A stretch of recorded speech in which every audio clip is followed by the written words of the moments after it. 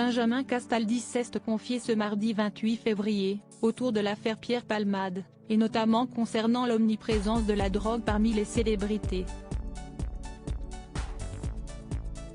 Plus de 2 semaines après les faits, les rebondissements ne finissent plus dans l'affaire de l'accident de la route qui a fait 3 blessés le 10 février dernier et dans lequel Pierre Palmade était le conducteur. Les dernières avancées de l'affaire étaient sur le plan juridique pour l'humoriste de 54 ans, positif à la cocaïne au moment de l'accident.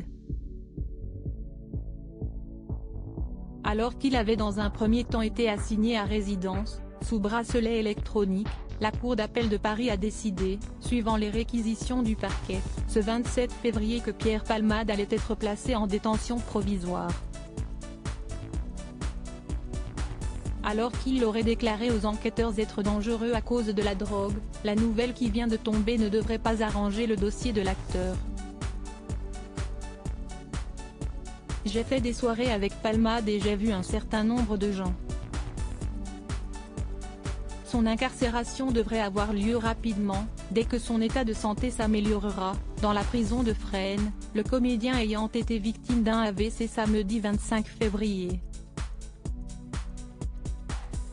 Visé notamment par une enquête pour infraction à la législation sur les stupéfiants, cette sombre affaire a provoqué une onde de choc et les réactions sont nombreuses dans les médias. Jean-Marie Bigard, Gilles Alma, Patrick Adler, Philippe Etchebest, Roselyne Bachelot, Yann Moix, Olivier Delacroix ont tous été interrogés sur la question.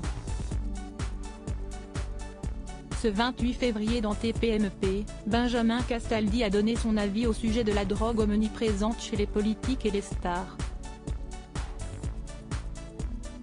Il y a quand même un beau bal des faux CLS concernant l'utilisation de la drogue dans notre métier, le show business commence-t-il.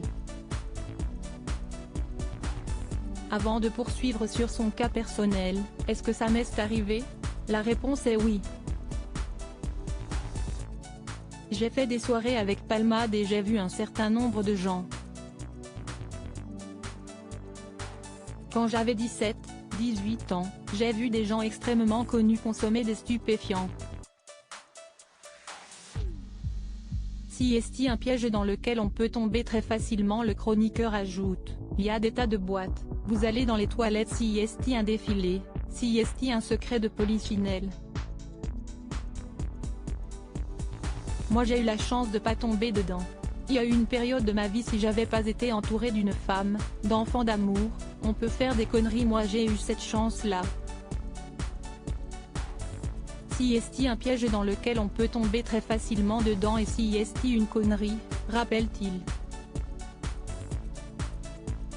La toute première fois c'était à Los Angeles, y a un mec qui vous dit tiens essaye ça et comme un CN j'essaye, j'ai passé une tête, ça m'a pas plu, plus que ça, mais j'ai eu de la chance. Il y a plein de gens qui ont essayé.